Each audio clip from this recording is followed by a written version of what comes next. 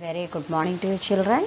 Here is Sumati, your social studies teacher with a continuation topic that is forests using and protecting with the part 6. Today I am continuing the time 1988 to continuation the life of the tribals. The change in 1988 to 90. By 1988, the government realized that the development of tribal people could not be thought of without giving them any rights over forests. At the time of 1988, the government realized that without the tribal people, the development of the forest is not at all there. So, we have to give them rights over the forests. Then only the development will take place that they felt. They understood that the protection of forest was impossible without the active role of the tribals, because you know that the tribal people were the protectors of the animals and the trees. So the National Forest Policy 1988 declared that the primary task should be to associate the tribal people in the protection, regeneration and development of the forest. So that time the National Forest Policy was introduced, that is in passed. Actually, this law was passed in 1988. It's declared that the main task should be the tribal people should be associated, means join in that to protect the forest and to increase the forest, regenerating, that means planting more and more trees and development of the forest. In these areas, the tribal only can do very well, they felt it. So, it also wanted to provide gainful employment to the people, those who are living in and around the forest, that means near the forest or inside the forest, those who are living, for them the National Forest Policy wants to provide employment. If we provide employment, they'll take care of the forest. The government sought to involve village communities living close to the forest in their protection and development of degraded forest. Actually, the government felt that the village communities, those who are living close to the forest, they'll protect and take care of the development wherever the forest decreased. Means wherever the deforestation took place, that particular area they can take care about the development. And even it also practiced right of use to village communities to meet their demand. Means if suppose the village people they need some of the forest products, so they can take it or collect it, and even they have to actively participate to increase the forest area, that means afforestation programs. To increase that forest area, afforestation programs, many programs were took place at that time. Vana Mahotsav and such programs were took place among the one that is one example to increase the forest area. And even this was the beginning for an active cooperation. It is the small beginning, the cooperation between village communities or the forest people, that means tribal people and forest department. This was the beginning for an active communities. Here I said you with the cooperation of the village communities and or the tribal people and the forest department, there is a revival, means it's started that restoration and development. It is to check it and that a cooperation they have to restore it. At the same time, whatever the development of the forest, whatever it is degraded, that particular degraded or decreased forest, they have to take development of the or the care of that. Thus, a new policy was put into practice in 1988, which eventually led to the joint forest management. New policy was actually at that time was practiced, that is 1988 they implemented it, which is called that actually, which was implemented by joint forest management. It actually meant that the forest department and local communities will collaborate in regenerating degraded forest, planting the trees. Actually, collaboratively, that means the cooperation of the forest department and local communities. They have to regenerate the decreased forest or degraded forest and planting the trees also.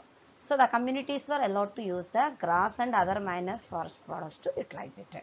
Means the village people are the forest dwellers. So that means the tribal people also can use whatever the grass it is need for their animals or the other minor forest products. So that soap nuts, lac, or the wood for the paper, whatever it is, honey, these products they can utilize for their use. So this was allowed by the forest department. In Andhra Pradesh, this program was given community forest management. Actually, it is called joint forest management. Already we studied that. That means tribal people or maybe village community nearby and forest department together collaboratively took an idea that to improve the or increase the forest, it is called the joint forest management. But in Andhra Pradesh, it was renamed that as community forest management. While this program was helped to bring together the forest department and the local communities, even the same way, how the joint forest management, what it is felt that jointly to improve or increase the forest area, even CFM also took those ideas on it. But it only forced the tribal people to give up their earlier Podu lands for forest regeneration. Means they forced the tribal people not to continue the Podu cultivation and that land to increase the forest regeneration. That means increase forest area that they have to utilize. In that way, the forest department forced the tribals. During the same time, several tiger sanctuaries also established in the forest to protect the wildlife. Same time, what happened? The tiger sanctuaries, you know that Gir forests, that means take care about the lions in Gujarat. Like that, so many other areas are there. Each and every animal to take care about those wildlife sanctuaries were built. Okay, you know that. So, same time, even they took the importance to increase the forest area. At the same time, they have given importance to protect the wildlife also. Okay. Forest Rights Act 2006. The tribal people had been protesting and fighting against these processes.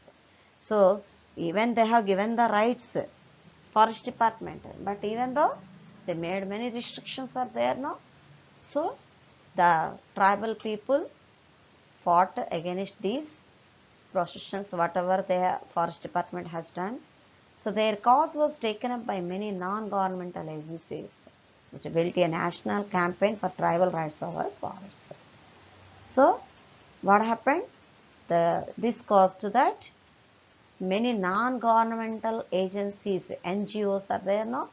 Those took up a national campaign. Means wherever the tribal people are there, how they are suffering, what they lost it, and is all they come to know that. As per that, they use it to fight for the rights of the tribals, that to get right over the forest. After prolonged debate, the Parliament passed the Forest Rights Act. It is in 2006. Total debates took place in 2006. The Parliament passed the Forest Rights Act. For the first time, it was accepted that during the last 200 years, gross injustice had been done to tribal people and others by denying them traditional rights over the forest which actually belonged to them. First time they said that from 200 years onwards, The tribal people are losing their rights, traditional rights they lost it over the forest. Actually, the forest should belong to the tribal people that they accepted in the parliament. It also recognized that it was impossible to preserve the forest without restoring the rights of the tribals. Even it identified that the parliament without preserving the forest, that means restoring the rights. If the tribals are not given the rights, we cannot protect the forest. So for that, some important rules they made it. The act gave three main reasons for passing the new law. In this, three main reasons were given in this new law.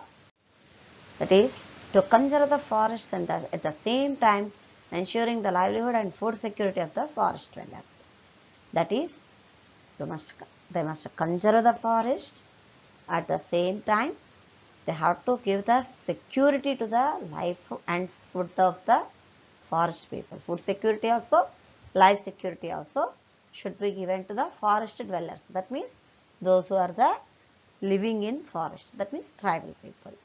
Secondly, the forest rights and ancestral lands and their habitat were not adequately recognized during the colonial period as well as in independent India. So even second opinion they said that whatever the forest rights are there, ancestral means hereditary wise, whatever the rights they have, they were the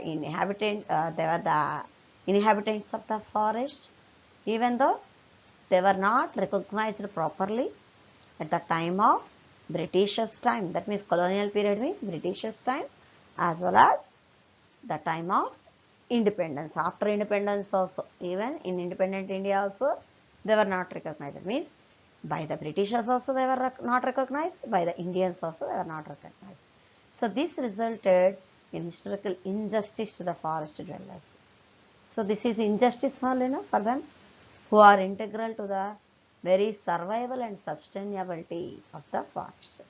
Even these are the people who are totally important part. They are also a part like a tree or animal in the forest. So they are very survival and sustainability of the forest. They only can take care about the forest. Such people were given injustice that the parliament permitted. Thirdly, it has become necessary to address the long-standing insecurity of the land rights. Long run insecurity was there because before they have given no zamindars and cultivators, landlords, the total rights were given to the land on the land. So insecurity was there for them on the land rights and even in access rights of the forest dwellers, including those who were forced to relocate their dwelling due to state development intervention. Even at the time of that access the rights for them also rights should be provided because the forest dwellers who are there, including those who are forced to relocate at the time when the dams were constructed or the tiger reserves took place or whatever the different programs were taken up by the government or the forest department. At that time many tribal people were evacuated from such a place, so those all should get the proper rights or some other places they have to be provided their dwelling due to state development intervention. So the act confers on forest dwellers and other traditional users of the forest and their traditional rights over the forest and also title to lands they use. Even it's conferred that who are the natives of the forest and other traditional users of the forest are there, their traditional rights over the forest should be provided and also title to lands also whatever they are using that should be given. If implemented it's properly, this act can be used to undo the wrongs done to the tribal people over the generations.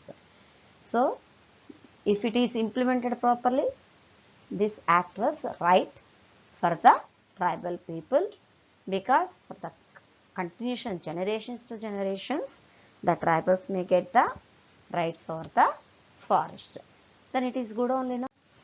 Many people who are associated with the conservation of forests fear that This act may cause further deforestation as the people may try to make use of forests for commercial purposes rather than traditional domestic purposes. Many people are totally fear about this. What is their main fear? Instead of conserving the forest, means protecting the forest, this forest act may create the deforestation because some loopholes they may utilize and they can try to make the use of forests for commercial purpose. That means cutting and selling instead of traditional domestic purposes to utilize it. They may earn more profits by selling those forest wood or products. On the other hand, others feel that by making the forest dwellers who have been traditionally taking care of the forest the main protectors, we will be able to save the forest better. Some other people they felt that these rights are very good, that Forest Rights Act is good. Even forest dwellers, that means tribal people, traditionally whatever they are taking care of the forest, they are the main protectors. Even we can able to save them and they can save the forest better than us. So as per this Forest Rights Act, they can protect the forest. They felt it. This is the time for assignment. Watch the video carefully and answer for these questions. It's easy to do that. That's all for today, children. Bye.